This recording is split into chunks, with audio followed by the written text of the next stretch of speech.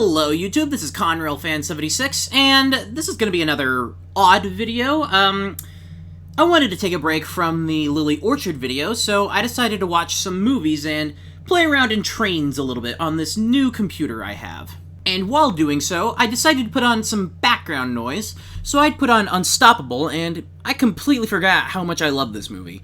It's such an interesting thing to look into, just the amount of care that went into the details and production of this movie is something that's seldom talked about, and for reasons.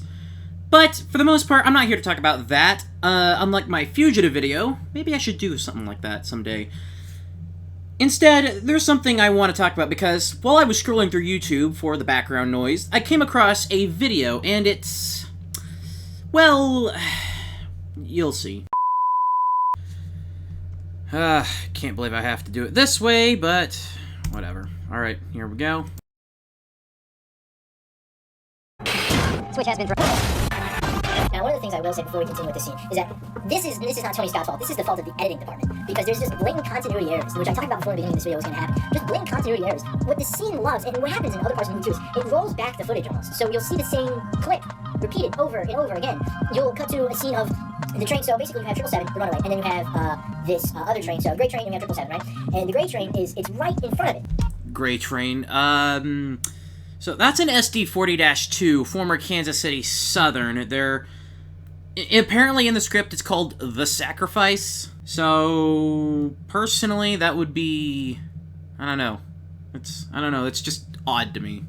It's directly in front of it, and yet somehow what they'll do is, you know, in the next scene, it'll have distance in front of it, and then before you know it, it's on a separate track, which wouldn't make any sense. The thing is that in order for the train to actually make the switch at the junction, there has to be enough time to switch the tracks between the siding and the main line. However, with these trains right on top of each other, there's no way you could do that. In fact, listen, if they wanted to derail 777, that's probably the way they should have just done it. Instead of a portable derailer or something like that, what they could have just done was just switch the tracks so that it wouldn't be a line. Also, when these tracks are lightning fast aligned. Okay, so that kind of goes against the philosophy of what Mr. Galvin wants to do when derailing the train. He's trying to, even if futilely, save as much infrastructure as he can, given he is the, you know, VP of operations. He also has the responsibility of that train on him now. It's made clear that Galvin is the one who's trying to be the one who's all, oh, we need to save as much money as possible, even, again, if futilely, because he's the one who sent the train, he's the one who sent the Sacrifice, the two SD40s, in front of 777, and which, obviously, as we know, that failed. So, yeah, that kind of goes against the whole philosophy of his character. He would want to do it in a place where it's like, okay, let's do it on a track that doesn't have any railroad infrastructure area. Again, it's the futility of it that makes him kind of hypocritical in that front. Somehow 777 still pushes the gray train SD40s forward so fast that it skids off into the siding, but if they're not on the same track, there's not going to be that coupler-to-coupler connection because it's already on a different track. Alright, so I see what he's saying here, but at the same time, this entire scene was shot in CG, so... because you can't have that happen with real trains. There's just no plausible, feasible way. So they have to get creative with the editing. And the whole point is, with editing, as long as it gets the idea across, then that's typically what you want for the audience to see and think and feel. As for the coupler-to-coupler connection, what I think they were going for here is, well, the train wasn't fully off the siding yet, so I'm thinking of it like dual, honestly, because when you have an object in constant motion, and you have another object that has more control over its speed, you're going to have the object in motion slow down briefly when it hits the slower object, and the slower object will go faster. But then the faster object will catch up again. It's kind of a bounce, if that. That's how I interpreted it, at least. To give him some credit, though, the editing on this one, the pacing at least, is a bit awkward. I agree with him on that front, so it's easy to see how one can come to that conclusion. One thing I will say, though, is how exactly would you do it differently if you were on the editing team or the filming or the production crew of this movie? Again, as long as it gets the idea across, then it's fine, and honestly, it just becomes nitpicky at this point.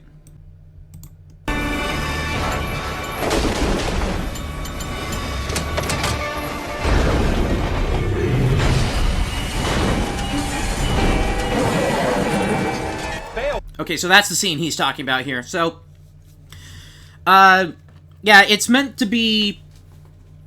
the pacing in it is a little bit odd, I will give him that.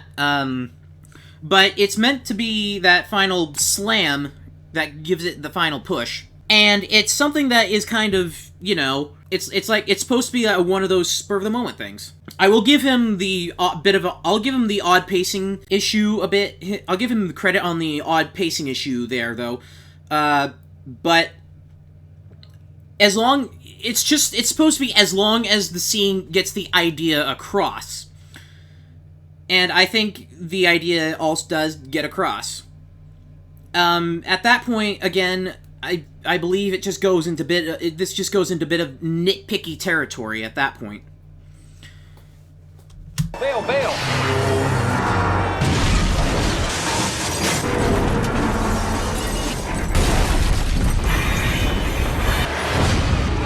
Oh, I think I know what he's going to talk about next. Even though Unstoppable is based on true events, this did not happen in real life. Well, yeah, of course it didn't.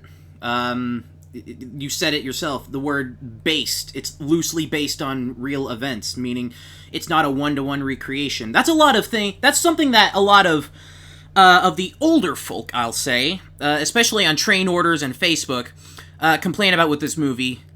They treat it as if it's supposed to be a one-to-one recreation of an actual event, or of the actual event that happened with CSX Crazy Eights.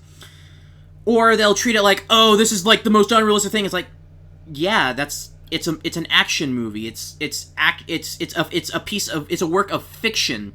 It's entertainment first, and then realism second. Of course, there's an argument to be made that, oh, you can't be too unrealistic, otherwise the audience will notice and it'll ruin their suspension of disbelief, and etc. And yes, there is a case to be made about that.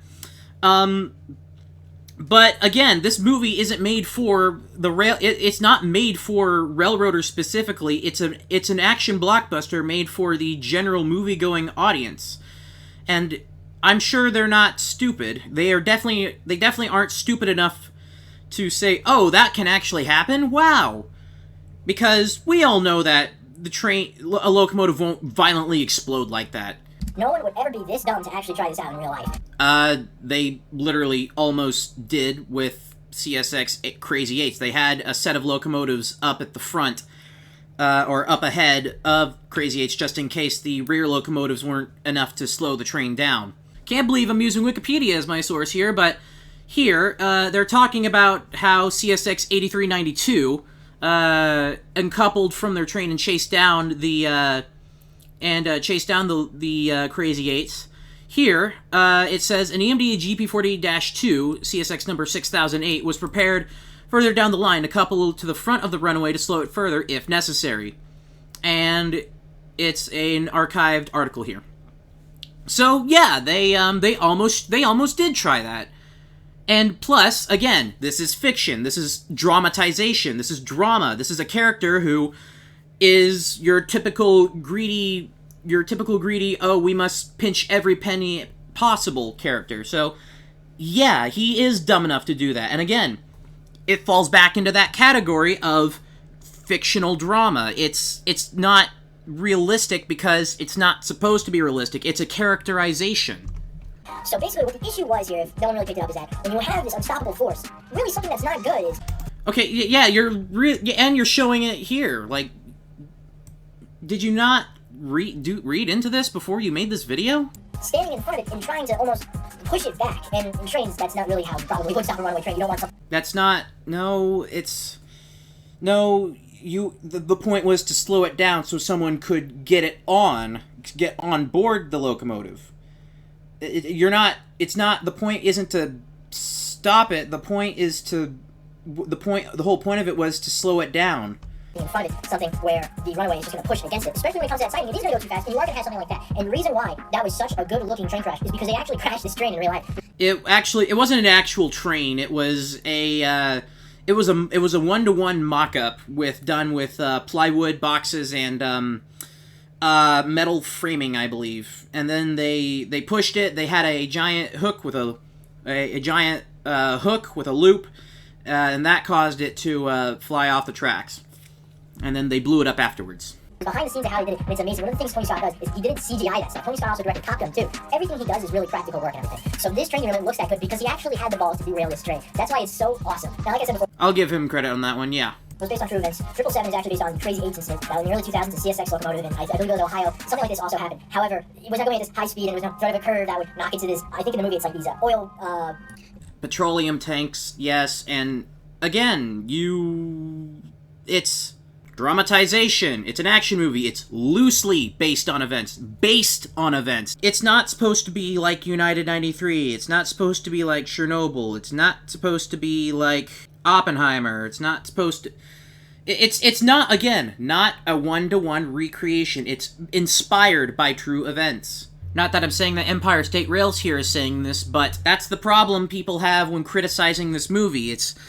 They treat it as, like I mentioned earlier, they treat it as if it's supposed to be completely true to life, completely true to the real event. When no, it's just an action movie that utilizes narrative devices based from real life. Facilities that would blow up the whole town. Nothing like that. However, runaway train is still obviously a very big issue. And they take little bits and pieces. Thank God in real life this did not happen. No one actually died from the Crazy 8's incident. And however, that does not change the fact that this is still a really awesome train scene. And not only is it awesome, not only is it cool, but it's accurate, and that's the best part. Also, I just want to say this thumbnail is completely clickbaity, so yeah. I want to clarify that this video is not meant to be a dunk on Empire State Rails or his opinions or his observations or anything of that nature. It's just a few details that I noticed that kind of irked me in a minor sense. It's no huge deal at the end of the day. If anything, this rebuttal should just be taken as that. Just a tiny, minor, simple rebuttal, if anything. I checked out his channel a while ago, and honestly, he does some other pretty great, neat works. So, if anything, go send some love to him. In any case, this is all I have to say for today, so thank you for watching. Lily video part 4 will come out I don't know when, and then I'll be back to, well, whatever the heck I want to make next.